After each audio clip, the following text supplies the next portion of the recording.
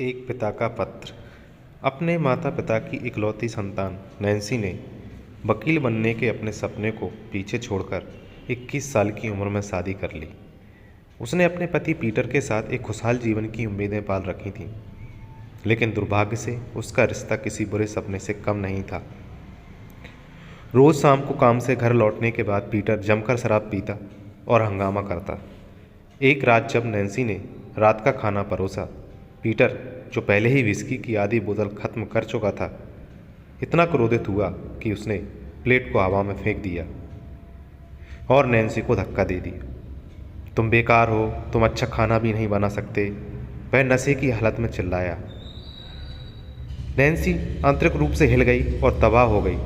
Nancy ने महसूस किया कि वह अब इस यातना को सहन नहीं कर सकती।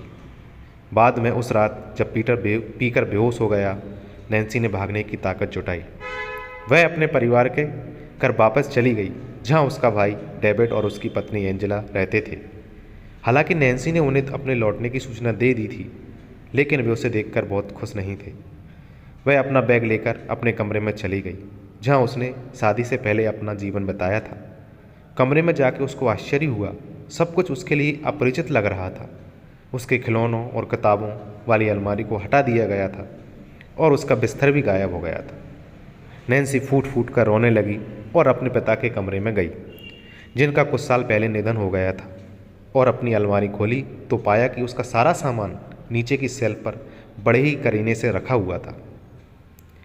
उसे एक डायरी मिली और उसने अपने पिता की लिखावट से भरे पन्नों को पलटा। उसमें उसे एक पत्र मिला जो उसके पिता ने मरने से एक दिन पहले लिखा था।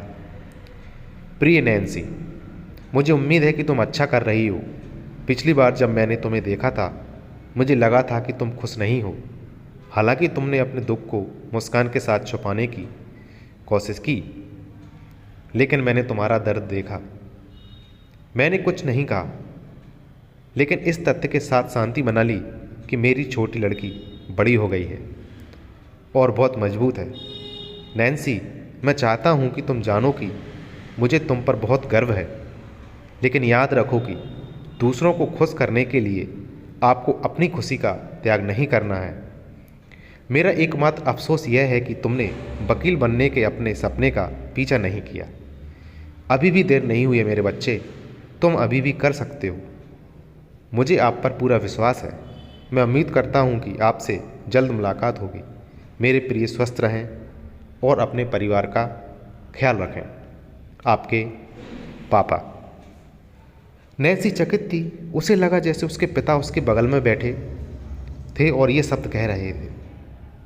उसके आंसू संकल्प में बदल गए जब उसने दीवार पर टंगी उनकी तस्वीर को देखा और कहा, धन्यवाद पापा, मैं तुम्हें निराश नहीं करूंगी। तब से 10 साल बीत चुके हैं। आज नैन्सी एक सफल वकील है और उसका एक बड़ा कार्यालय है, जहां वह प्रतिदिन कई लोगों के साथ व्यवहार करती है। हर सुबह काम शुरू करने से पहले वह अपने पिता की डायरी निकालती है और उस पत्र को पढ़ती है जिसने उसका जीवन बदल दिया। दोस्तों, कहानी अगर आपको अच्छी लगी हो तो प्लीज़ लाइक, कमेंट और शेयर करना ना भूलें। प्लीज़ चैनल को सब्सक्राइब ज़रूर करें। धन्यवाद।